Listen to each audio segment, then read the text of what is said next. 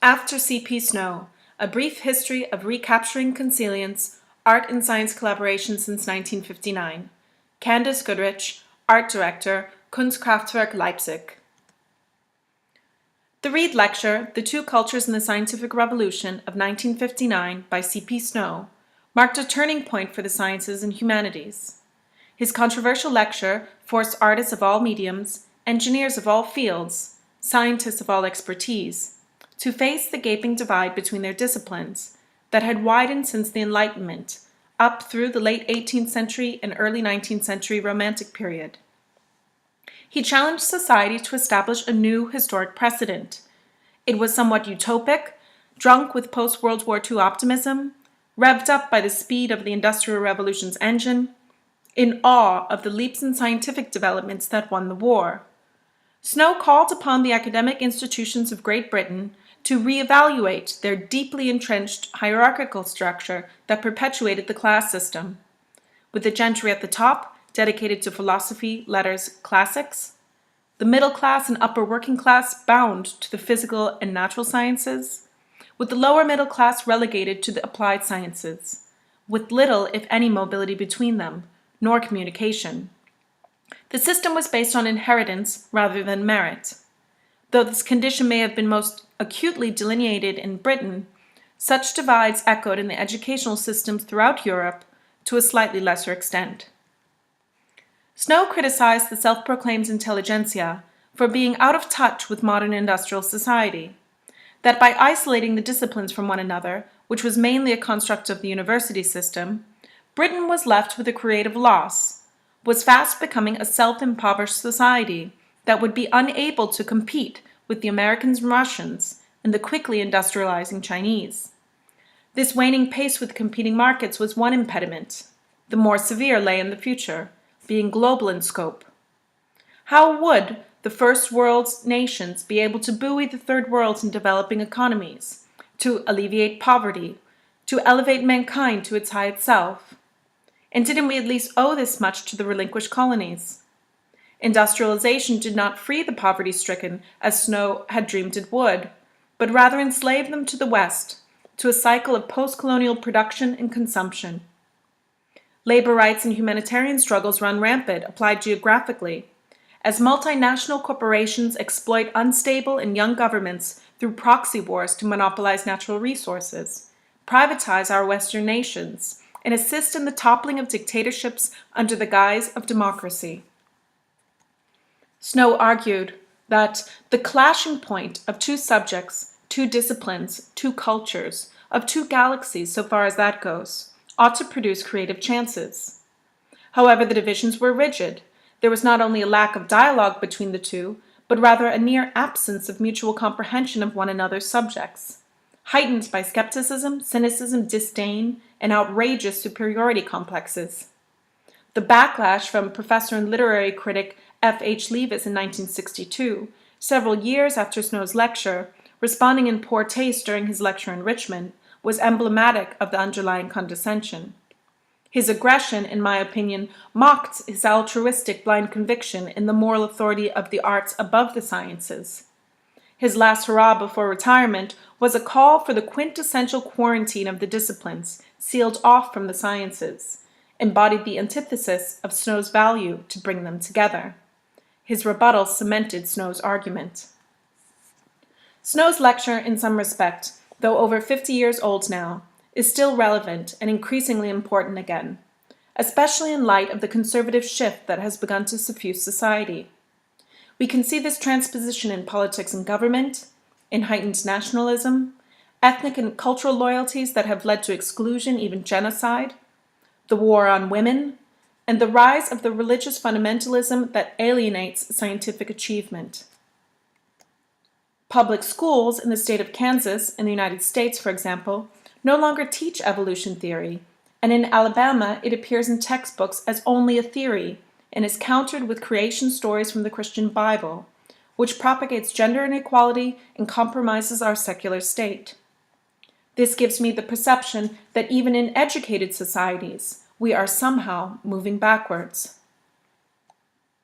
Cultural historian Stefan Collini, when reflecting on Snow, states, He saw science as the great hope in the world, which the traditional elites had mismanaged and led into economic depression, and to the brink of a second devastating war. This proclamation could describe present-day governments as we struggle with environmental policy despite overwhelming scientific evidence that we contradict in legislation and foreign policy. The lack of scientific literacy of many of our government officials and an uninformed public alienates voters from participating in the debate.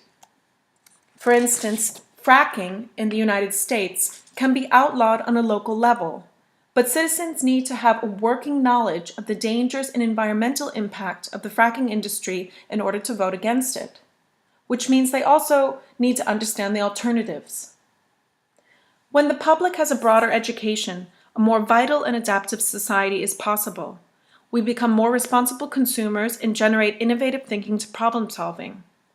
The lack of comprehensive edification in the sciences has consequences and therefore must be addressed, not only in schools, but also in how the scientific community reports their research to the public, which is difficult in and of itself, as not all science begins with experimental inquiry nor pursue quantifiable assertions. Language is an issue as well, as much of science is communicated principally through mathematics, and the scientific method itself is a challenge to the layman. Deductive reasoning and empirical observation, hypothesis posited, proved, disproved, replicated, theorized, observed, tested, revised, radical objectivity, the elimination of any and all personal bias, and strict isolation from social and political pressure, yet still attentive to the ethic code whose parameters shift with each new election. So how can one catch the attention of the political representative or Joe Schmo who's just trying to get by? Artists, historically, have occupied the role in society as a transgressor to the system, one of the first to be censored by totalitarian regimes, a political commentator and social activist standing in the center of unrest, the visual production behind the revolution. As a sort of cultural anthropologist, most artists do not want to simply illustrate and record, nor mass-produce stylized tableaus that they are strictly bound to by market, as their signature is commodified. The brokerable artist is the successful artist. Artists by nature are willing and eager to explore ideas outside of their paradigm. They are trained to be intuitive, to uncover natural patterns of resemblance in nature, work with and create symbols that represent complex dynamic concepts, are abstract thinkers, and have an affinity towards the fringe, most comfortable at the margin. Their conceptual methodology often links incongruous notions, even contradictory themes. Artists stimulate synthesis, search for unusual leitmotif, seek ambiguity in their work on the whole. As creative individuals, they reflect upon the complexity of the human experience without drawing any specific conclusions. They act and speak as an authority on any subject that would listen to them, and they are positive solicitors at heart. Their work moves us to contemplation, sometimes directing us subtly, however still allowing for tangential musing by the viewers. Artists are trained to see beyond the single focused viewpoint, to invoke the visceral. Irony, parody, playfulness, wit, defiance, vulgarity, a subversion of facts, and a magpie appropriation of the detritus from any cultural environment are all permissible to jolt the attention and stir the emotions, whether pleasure or amusement, fear or melancholy or rage. As Snow declared, the arts and sciences do not need to be mutually exclusive from one another. They can each benefit from forming alternative ways of seeing. Through his sensitivity, the artist becomes the seismograph of events and movements pertaining to the future. He interprets the yet hazy path of coming developments by grasping the dynamics of the present and by freeing himself from the momentary motivations and transitory influences, but without evaluating their trends. He is interested only in the recording and communicating of his vision. This is what materializes in his art. He cannot misuse such a situation. To be a full-time worker, a professional, involves a moral responsibility. This is why the secured existence of the uncompromising and incorruptible artist is so important to society. Artists are researchers too, after all, that have a particular intent on developing and capturing wide audiences. As scientists pose conjectures and seek verification, artists, on an individual basis, erect technical and visual schemas and continuously make corrections. And the world is more forgiving of them for it. As science advances and becomes more and more a part of our daily life, revealing us to ourselves, the artist also wants to understand the workings of natural systems, investigate and forward the conservation of biological nature for humanity's sake and that of all species, fostering a harmonious coexistence. Through this search, creative dialogues have formed between art and molecular biology, biochemistry, biotechnology, genetics, computer science, nanotechnology, research into artificial life and artificial intelligence, physics and engineering. One aspect that is interesting in terms of the role of the artist is that such alliances subvert his or her individual authorship of the resulting artworks, distributing the accreditation, as the work is based on collectivity. Artists working with scientific themes or techniques critique the scientific process, asking questions of scientists as a direct communication between both parties, meaning that they must truly understand the science in a deep way, often provoking the scientist to open their own perspective of the research, which can lead to new directions and discoveries. Artists confront issues of socioeconomic influence on research, such as stem cell research, eugenics, in vitro genetic selection, designer pharmaceuticals, patenting new organisms, and genetically modified viruses involved in our food production. Artists play with the redefinition of the body by the machine, theorize on the changing concepts of the continuum of time and space, contemplate the reduction of biology to code, and develop aesthetics from the code itself, address laboratory ethics that are tied to biological and medical research, and scrutinize and manipulate the indiscriminate amassing of big data, web usage and dissemination, acknowledging and debating hacking subcultures and surveillance, exposing us to the beauty and danger of the algorithm. The 1960s was ripe for such collaboration to flourish. In this postmodern period, the conceptual art movement had displaced abstract expressionism and minimalism. The idea was of central emphasis opposed to the materiality of the object. Feminist artists had surrendered their bodies to be the platform of their own emancipation, a politically driven exploit of reappropriation, which gave rise to performance art in the 1970s and later video art in the 1980s. The characteristic features of the times was an electric split that, like a firecracker, promised to deliver us from the confines of normative social structures. This potential discontinuity had possible utopic outcomes, and the student movement were passionately fighting for it. The experimental imagination, together with technological growth, could achieve it all. The stage was set. According to Arthur Miller, October 13, 1966, marks the very first large-scale exhibition that aligned artists, engineers, and scientists. Specifically, the 9 evenings theater and engineering spectacular presented in the 69th Regiment Armory of the city of New York. The manifestation was initiated by electrical engineer Billy Kluver of Bell Telephone Laboratories, who, having read and followed the debate of C.P. Snow's Reed Lecture, espoused Snow's treatise. What galvanized what was to become personally a new direction for Kluver, inspired by Snow's critique, was his collaboration with Swiss artist Jean Tinguely.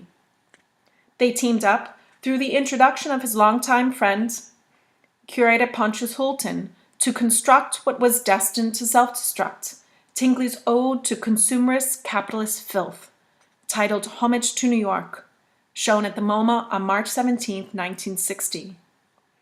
This was Kluver's first experience of working together with a visual artist, and one that ignited a series of collaborations, exhibitions, lecture series, instructional courses, and formal organizations, all dedicated to the meeting of art and science through technology.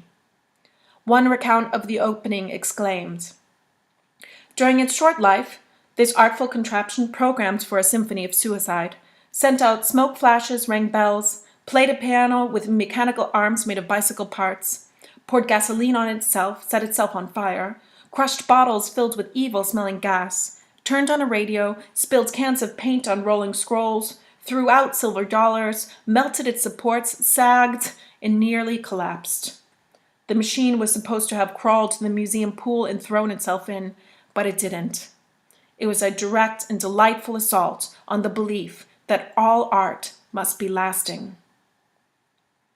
In the years following, Kluwer was the technical brains and brawn behind Robert Rauschenberg's Oracle, Andy Warhol's Silver Clouds, John Cage and Merce Cunningham's Variation 5, and works by Jasper John. 9 Evenings was essentially a resurgence of past ideals rather than an advent. However, it could be considered to be a launching point of a new movement, which with the establishment since the 1960s of molecular biology, biochemistry, biotechnology, and genetic engineering, among an array of other scientific disciplines and technological advancements, has since catapulted. Immediately subsequent to the success of 9 Evenings, which drew 11,000 visitors, Kluwer founded EAT, Experiments in Art and Technology, which corresponds historically to the establishment of the Center for Advanced Visual Studies by Hungarian artist György Képes at MIT in Boston in 1967, one of the first departments of its kind, and the founding of the periodical Leonardo in 1968 in Paris by kinetic artist and astronomer Frank Malina. Leonardo, now published by MIT, along with the book series, was one of the first journals that acted as an international conduit for artists who utilized science in developing technologies in their work. Cybernetic serendipity on a grand scale followed in London, with the involvement of 325 artists and scientists, brought 60,000 visitors to its exhibition, which focused on robotics, cybernetics, computer art of all mediums, music, poetry, prose, choreography, film, painting, and animation, all under one roof. It appeared that a consilience was once again manifesting, and of course the move was towards computers as engineering had also adopted the new technology. It was a natural transition given its arrival and rapid growth through the 60s and 70s, redefining everything. But despite this, the speed of the art-science movement dissipated. Computers were not easily accessible, so collaborations were not widely sought or funded. With the atrocities of the Vietnam War, made more brutal by Agent Orange and napalm, the nuclear arms race and the Cold War, science was not enjoying its most favorable years in the public eye. Artists had redirected their attention as well. It wasn't until the 1980s that the symbiosis was struck up again. With accelerating speed, digital imaging software was developed and the invention of the internet. Net art, computer animation, and film, interactive art, and new media art all became feasible. Several institutions, foundations, museums, and galleries were established in the late 1980s into the early 1990s that are still the bedrock for art and science collaborations, particularly as funding and educational bodies.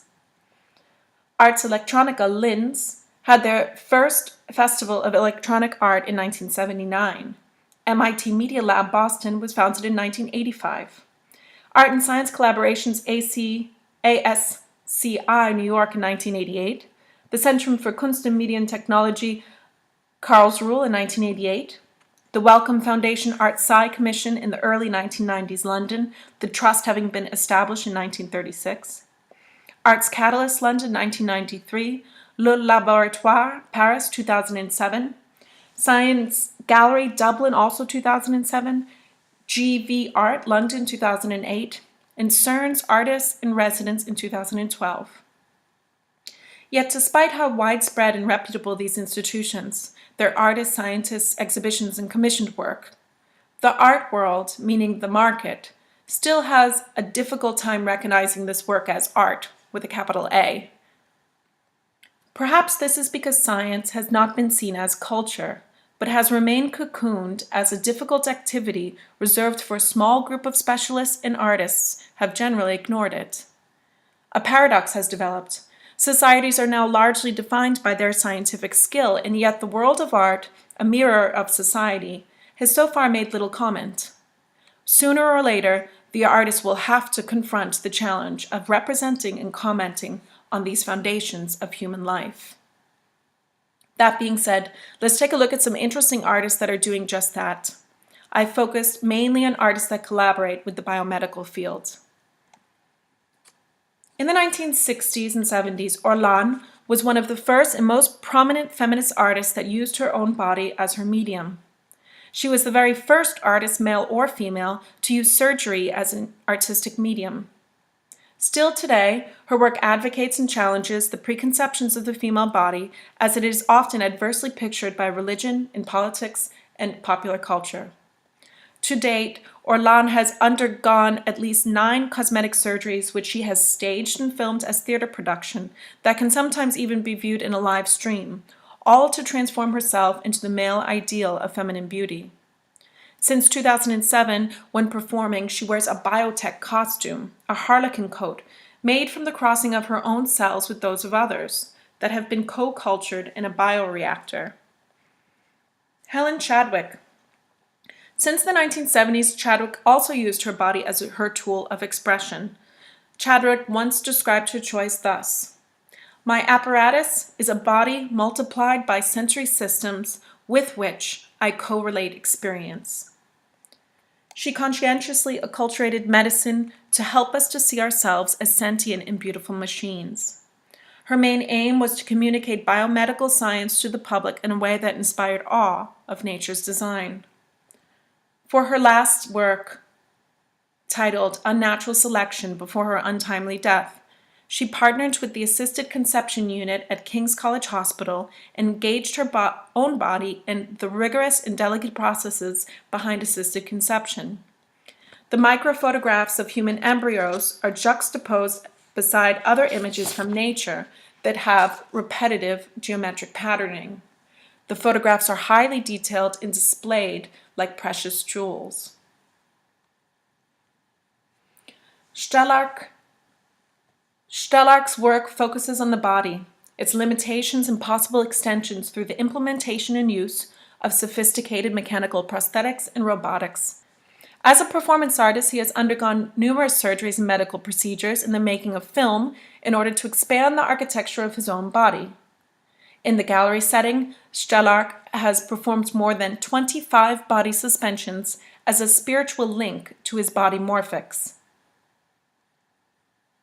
With gene mapping, gender reassignment, prosthetic limbs, and neural implants, what a body is and how a body operates becomes problematic. We generate fractal flesh and phantom flesh, extended operational systems and virtual task environments, meat and metal mesh into unexpected and alternative anatomical architectures that perform remotely beyond the boundaries of the skin and beyond the local space it inhabits. The monstrous is no longer the alien other. We inhabit an age of circulating flesh. Organs are extracted from one body and inserted into other bodies. Limbs are amputated from a dead body, can be reattached and reanimated on a living body. A face from a donor stitched to the skull of the recipient becomes a third face. A skin cell from an impotent male can be recoded into a sperm cell. And more interestingly, a skin cell from a female body might be recoded into a sperm cell. Turbine hearts circulate blood without pulsing. In the near future, you might rest your head on your loved one's chest. They are warm to the touch, they are breathing, they are certainly alive, but they will have no heartbeat. A cadaver can be preserved forever through plastination, while simultaneously a comatose body can be sustained indefinitely on a life support system. Dead bodies need not decompose, near-dead bodies need not die. Most people will no longer die biological deaths. They will die when their life support systems are switched off. The dead, the near-dead, the not yet born, and the partially living exist simultaneously. And cryogenetically preserved bodies await reanimation at some imagined future. We live in an age of the cadaver, the comatose and the chimera. Liminal spaces proliferate. Engineering organs, stem cell growing them or by bioprinting, will result in an abundance of organs, an excess of organs awaiting bodies, of organs without bodies. Mark Quinn has used blood, cells, and feces to make sculptures. Quinn has an interest in the transformation of the body through aging, our temporal existence and deterioration. His self-sculptures are comprised of several liters of his own blood that is pasteurized and frozen. This work is a series that he destroys and builds again every 5 years. He replaces the blood each time and creates a death mask of his own portrait. Fairly recently, Quinn was commissioned to author the National Portrait of Nobel Prize winner Sir John Sulston, which would hang in the National Portrait Gallery, London. To do so, Quinn grew a genomic portrait from the bacterial cells from his subject's sperm DNA. Annie Cottrell. Annie Cottrell works with neuroscientists, engineers, psychiatrists, and scientific historians in order to create her glass and amber resin sculptures. She explores the neurological and nervous systems via fMRI technology to map the data and convert it into 3D imagery using rapid prototyping. For example, with the help of neuroscientist Morten Kringelbach, together they produced unique, delicate, and medically accurate imagery of the region of the brain stem where sound, sight, smell, touch, and taste are processed, revealing an aspect of human consciousness that expresses the wholeness of the emotional self and physical self. Catherine Dowson is a sculptor who has worked with scientists to create highly detailed, transparent diagrams of internal systems in the human body, often presented in dark spaces with illumination reminiscent of barium meal X-rays. Some of her more recent work includes busts of cancer patients that have undergone radiotherapy for cancers of the neck and head. Oren Katz and Ionette Zur focus on the use of tissue technology to render bioart. The duo utilizes biomass, which they call semi-living tissue, to create metaphorical yet physical extensions of the body.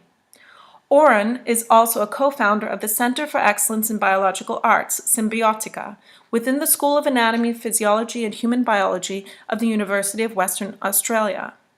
Symbiotica is a laboratory dedicated to the research of life science by artists and scientists alike. Through their wet biology work, they raise the question, what is life, in terms of its definitions and boundaries, as well as subjects of identity. They are also working with transgenics, inspired by the use of pigs to produce human proteins that resist organ rejection, and new research in xenotransplantation. Brandon Belanger is a visual artist, biologist, and environmental activist. Belanger is particularly interested in the developmental deformities and biodiversity decline among amphibians. The research specialization that Brandon focuses on is thus: the temporal and historic fluctuation in anuran injury and hind limb deformity ratios, health of anuran larvae as a potential diagnostic model of ecosystem health, the effectivity of limited to non-invasive field techniques for monitoring amphibian populations, and the effective role that public volunteers, citizen scientists can play in amphibian conservation.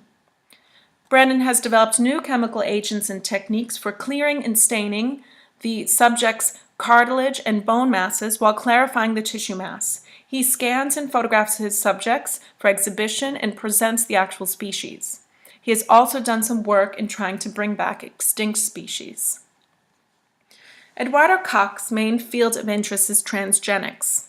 Alba, the GFP bunny, is a transgenic artwork created through molecular biology, specifically through combining the EGFP, an enhanced version synthetic mutation of the original wild-type green fluorescent gene found in the jellyfish Aquariel victoria, crossed with rabbit DNA, to produce a bunny that glows green under blue light. Koch's art is based on the literal creation of new biological life. Koch explains that transgenic art must be created with great care and with a commitment to respect, nurture, and love the life thus created. In some sense, the controversial ethical debate surrounding the creation of Alba is the main intention of the artist. Andrew Carney, assisted by scientist Richard Wingate, creates projections of overlapping images of neuron growth in chick brains. The resulting tableau, The Magic Forest, speaks to the algorithmic repetitions throughout nature, evoking a sense of awe as to the complexity of brain development. Carney also has a particular interest in working with the history of scientific illustration, presenting 19th century photogravures of the brain in an altered video format, first made by Scottish physicist Dr. William Massavin. Carney testifies to the ingenuity of early science. Dr. Massavin made thin slices of frozen brains in the hopes that the cross-section could serve as an important reference for surgeons while operating on tumors. This was, of course, before the X-ray age. Carney is currently working on visualizing possible abnormalities in brain activity due to heart transplantation, epilepsy, and autism. Susan Durgis. Much of Durgis's work is photographic, but without the use of a camera to create the exposure. In one series, she developed a technique of exposing film using sound waves, having held a strong interest in the visualization methods of German physicist Ernst Chladni, 1756 through 1827. Water normally plays a strong role in her work as well, recording natural transformations of seasons and life cycles. Alistair McClymont. McClymont works with scientists to construct phenomena machines to create wondrous visual effects. When working with physicist Dr. Siri Bremer at the CLF lab, he was able to use high-powered lasers that are normally used by scientists to create the extreme conditions inside stars and planets, and to study microscopic molecular interactions that lead to disease, as well as climate change studies. In another work, he collaborated with physicist Clive Saunders, who was a member of the team that built a machine in the 1970s to suspend a raindrop in mid-flight. Through the exchange, McClymont was able to reconstruct his own machine to show a raindrop in perpetual freefall. He has done similar installations with light refraction, sound amplification, air compression, and centrifugal force. In conclusion, the dominance of any one branch of knowledge above others undermines the complexity of the human spirit, threatens the balanced cultivation of the individual. We dwell in overlapping existences, shared worlds, and contribute to a wider cultural conversation with and from within manifold identities. Within our specializations, our microclimates, and even within the unusual cross-disciplines, transboundaries, and hybridizations of contemporary practice, we are always interpreting from diverse perspectives.